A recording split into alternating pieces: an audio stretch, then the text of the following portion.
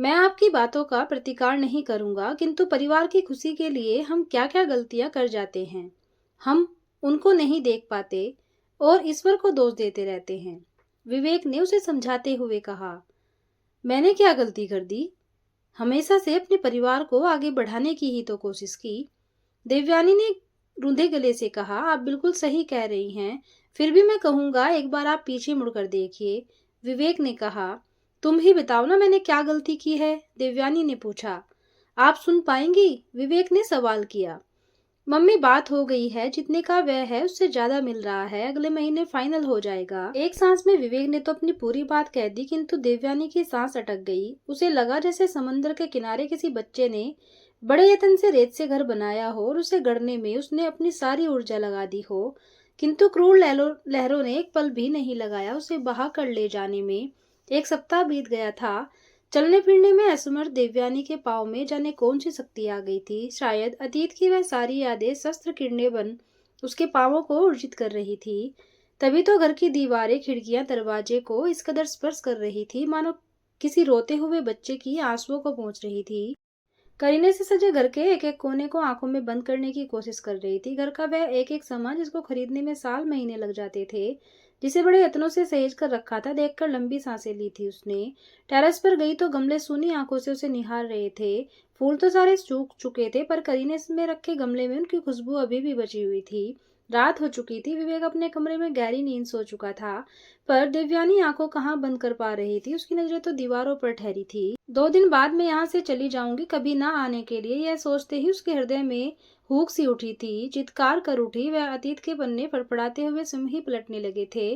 देवयानी, जितनी बड़ी चादर हो उतना ही पांव फैलाना चाहिए। जिस स्कूल की तुम बात कर रही हो वह इस शहर का सबसे महंगा स्कूल है। बहुत अधिक फीस है, मैं उतना कहाँ से दे पाऊंगा। मैंने विवेक के लिए जहाँ अप्लाई किया है वहाँ फीस कम है, और यदि हमारे बेटे में प्रतिभा होगी तो वह कहीं भी पढ़ेगा, अच्छा ही करेगा, रितेश ने समझाते हुए देवयानी से कहा था। परसों बड़ी दीदी का फोन आया था, पूछ रही थी एडमिशन के बारे में। मैंने तो कह दिया है कि मैं बड़े स्कूल में एडमिशन करवा रही हूँ। कुछ दिन कहीं ओवर टाइम करके मैनेज कर लो। विवेक थोड़ा बड़ा हो जाएगा तो मैं भी कहीं ज्वाइन कर लूंगी, तुम्हें इतनी परेशानी नहीं होगी। देवयानी ने मानो अपना फरमान सुना दिया। रितेश देवयानी की जिद के सामने विवश हो गया। एक तरफा जिद वक्त जो एक पल भी रुकने को तैयार नहीं था, दूसरी तरफ देवयानी की जिद, दोनों के जद्दोजहद में फंसा रितेश हर पल अपने को सहज बनाते हुए कठोर तप कर रहा था। देवयानी ने एक निजी संस्थान ज्वाइन कर लिया था। विवेक के स्कूल की पढ़ाई खत्म हो चुकी थी। रितेश पहले 5 बजे घर आता था, किंतु ओवर टाइम के कारण अब वह 10 बजे रात को घर आता है। गिरती गिरती लहरों की तरह जिंदगी चल रही थी। पिता के उच्च पद और प्रतिष्ठा के बीच पली बड़ी देवयानी 5 बहनों में सबसे छोटी थी। पर नियति पता नहीं उसे सीधे रास्ते क्यों नहीं भाते, उबड़ खाबड़ रास्ते उसे भाते हैं। पिता ने 4 बहनों का उच्च घरों में विवाह कर दिया। देवयानी अभी स्कूल में ही थी कि पिता ने दुनिया से विदा ले लिया। कॉलेज की पढ़ाई भी पूरी भी नहीं हुई थी कि उसी समय उसके अच्छे परिवार से एक रिश्ता आया। पिता ने नहीं होने के कारण असुरक्षा की भावना से घिरी देवयानी की मां ने आनन फानन में उसका विवाह कर दिया। उस समय रितेश भी पढ़ाई कर रहा था। नियति मानो बहुत जल्दी में थी, समय कम थे और उसे बहुत सारा काम करना था। एक्सीडेंट में रितेश के माता पिता की मृत्यु ने रितेश के करियर को लहूलुहान कर दिया। आगे की पढ़ाई वह नहीं कर पाया। देवयानी भी अपनी अधूरी पढ़ाई विवाह के बाद पूरा करना चाहती थी, पर वह नहीं कर पाई। एक तरफ रितेश का किसी निजी संस्थान में नौकरी करने के लिए एक छोटे शहर में आना और अपनी गृहस्थी को किसी तरह दिशा देना, दूसरी तरफ उनके जीवन में विवेक का आना। उनके होठों पर हंसी की रेखा खिंची थी या माथे पर सिकन, वे दोनों समझ नहीं पाए। जीवन मैराथन बन चुका था। देवयानी, मेरे जीवन का यह सपना था कि मैं डॉक्टर बनकर किसी छोटे शहर में ऐसा हॉस्पिटल खोलूं कि किसी बड़ी बीमारी के लिए लोग हमेशा बड़े शहरों की तरफ दौड़ पड़ते हैं, उन्हें वह सुविधा अपने छोटे शहर में ही मिले। आज कितनी खुशी की घड़ी है कि विवेक ने अपने दमखम पर मेडिकल का एग्जाम पास किया है। हमारा बेटा प्रतिभाशाली है, जहाँ रहेगा वहीं अच्छा करेगा। उसका रैंक इतना अच्छा है कि देश के किसी भी कॉलेज में उसका एडमिशन हो जाएगा, किंतु उसे बाहर जाने की क्या जरूरत है? इसी शहर के मेडिकल कॉलेज में क्यों नहीं पढ़ सकता है? रितेश ने गंभीरता से कहा था। पर देवयानी, वह तो अपने आसपास के बेखबर अपनी बहनों की होड़ में जिद के मचान पर बैठी हुई थी।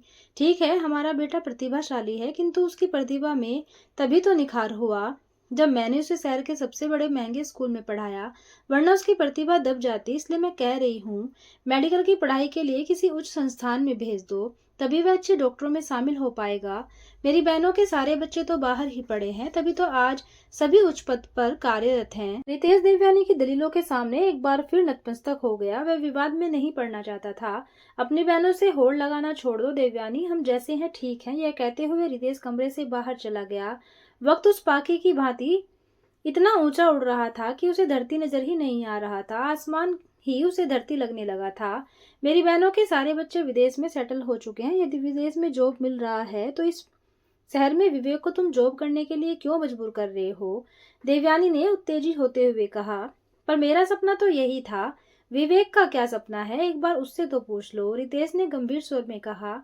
मेरा भी वही सपना है जो पापा का है, विवेक ने दृढ़ता से कहा था। विवेक के मेडिकल की पढ़ाई समाप्त हो चुकी थी। देवयानी ने पिता और पुत्र की दृढ़ता को देखते हुए परिस्थिति को बड़ी चालाकी से अपनी ओर कर लिया।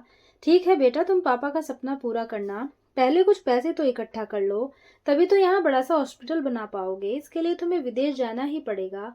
तर्क में इतना दम था कि पाखी का उड़ान नहीं थमा। क्या हमारी बहू आएगी तो इसी किराए के मकान में रहेगी? देवयानी ने बड़े ही उतावलेपन में कहा। अब क्या रितेश भौचक का रह गया? इतनी भी समझ नहीं है तुमको? देवयानी ने सवाल किया, किंतु बिना रितेश का जवाब सुने उसने स्वयं ही जवाब दे दिया। मैंने बात कर लिया है। मेरे ही संस्थान में मिसेस मल्होत्रा ने फ्लैट लिया है। उस अपार्टमेंट के सारे फ्लैट बिक चुके हैं, एक बचा हुआ है। मैं तो कल उधर चली गई थी देखने, बहुत बढ़िया है। विवेक जब विदेश से आएगा और यहाँ रहने लगेगा तब वो अपनी पसंद का फ्लैट खरीद लेगा। तुम क्यों परेशान होती हो? वैसे भी उसकी पढ़ाई का लोन अभी भी मैं भर रहा हूँ। फ्लैट कहाँ से लेंगे? रितेश ने थोड़ा गुस्साते हुए कहा। अरे मैं अपनी सैलरी पर लोन ले लूंगी और विवेक का वहाँ सेटलमेंट हो जाएगा तो वह भी तो कुछ पैसे भेजेगा ही, हम लोग मैनेज कर लेंगे। उस दिन देवयानी की खुशी का ठिकाना नहीं था। जब वह अपने नए फ्लैट में आई फिर तो देवयानी का अपनी बहनों की होड़ में घर के इंटीरियर डेकोरेशन का सिलसिला चल पड़ा। घर के सारे फर्नीचर उसने बदल डाले, दीवारों पर कीमती पेंटिंग लग गई। घर के एक एक कोने पर देवयानी ने अपनी ऊर्जा लगा दी। पूरी टेरेस पर सेरामिक के गमलों की बाढ़ आ गई। मौन रितेश हस्तप्रभ हो सब कुछ देखता सुनता रहा। कभी बोलने की कोशिश करता है तो देवयानी की तर्कपूर्ण दलीलों के सामने चुप हो जाता। कुछ साल बीते, नियति फिर से अपनी अटखेलियों के लिए आतुर हो रही थी। उस दिन वक्त पता नहीं क्यों बहुत ज्यादा कठोर हो गया।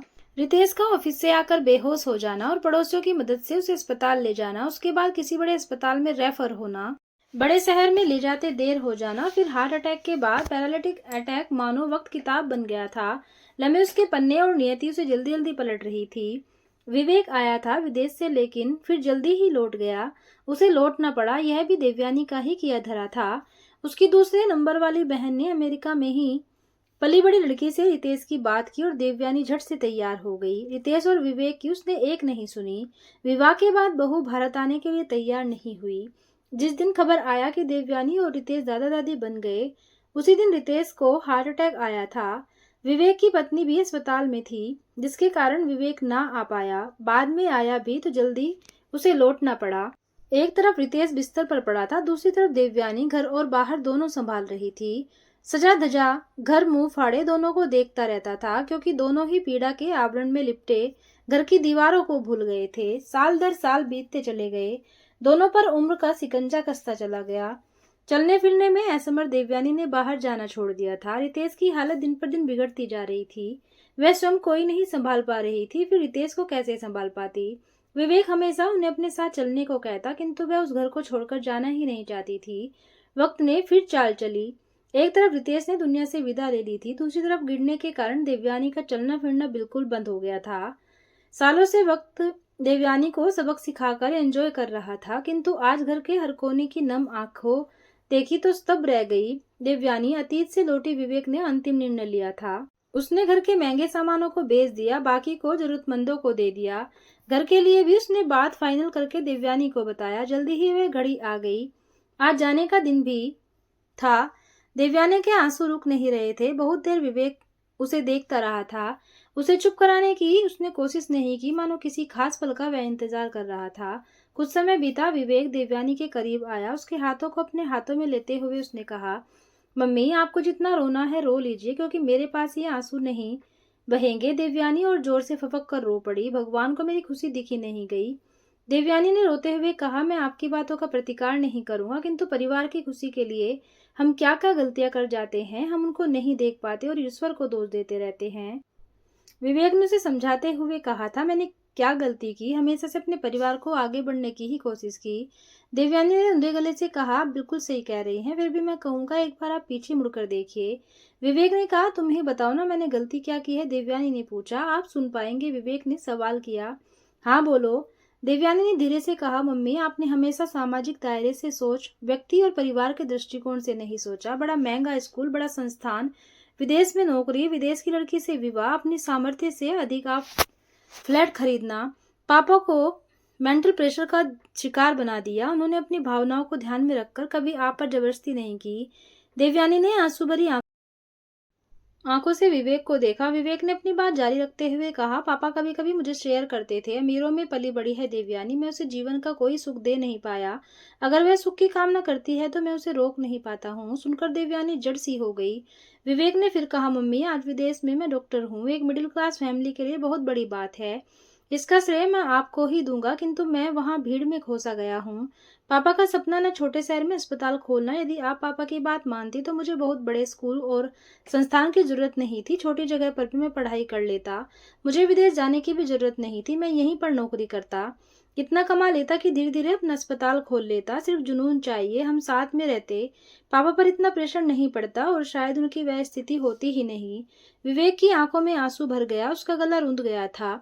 फिर भी उसने कहा, यदि यहाँ के अस्पताल में मैं वह सुविधा देता जो बड़े शहरों में होती है, तो जो पापा के साथ हुआ, बड़े अस्पताल में ले जाते देर हो गई थी, वह शायद किसी और के साथ नहीं होता। दूसरी तरफ आपके बेटे का ही नाम होता, भीड़ में मैं अलग और ऊपर होता, सामाजिक प्रतिष्ठा भी हमें मिलती। देवयानी का सिर झुक गया था। विवेक ने फिर कहा, अपनी जिद में आपने मेरा विवाह विदेश में पली बड़ी लड़की से कर दिया, यहाँ आकर रहने के लिए वह तैयार नहीं थी, और यदि मैं जिद करता तो शायद हम अलग हो जाते। आपको वह भी बर्दाश्त नहीं होता। आपकी महत्वाकांक्षाओं ने एक सुखी परिवार को नष्ट कर दिया। वहां विदेश में अपने आप को गुमसुदा पाता हूँ। आपका जीवन भी तो बेहद संघर्षशील रहा, आपको कहाँ आराम मिला। विवेक थोड़ी देर के लिए चुप हो गया। मोहन कमरा दोनों को देख रहा था। विवेक ने देवयानी के कंधे पर हाथ रखते हुए कहा, इस घर को सजाने में आपने दिन रात एक कर दिया, सालों लग गए, किंतु आज क्या हश्र हुआ। आपकी आंखों में आंसू रुक नहीं रहे। मैं अब यहाँ आकर नहीं रह सकता और आप भी कभी ना आने के लिए ही जा रही हैं। महत्वाकांक्षी होना बुरी बात नहीं, किंतु वह सही दिशा में होना चाहिए। चलिए उठिए, जाने का समय हो गया है। कहते हुए विवेक उठ पड़ा। दोनों ही रो पड़े। थरथराती आवाज में विवेक ने कहा था, काश मम्मी आपने पापा का कहना मान लिया होता, काश। तो दोस्तों, ये थी एक प्यारी सी कहानी। उम्मीद है आपको जरूर पसंद आई होगी। अगर कहानी पसंद आए तो एक लाइक जरूर करना और प्यारा सा कमेंट भी करना। कहानी को पूरा सुनने के लिए धन्यवाद।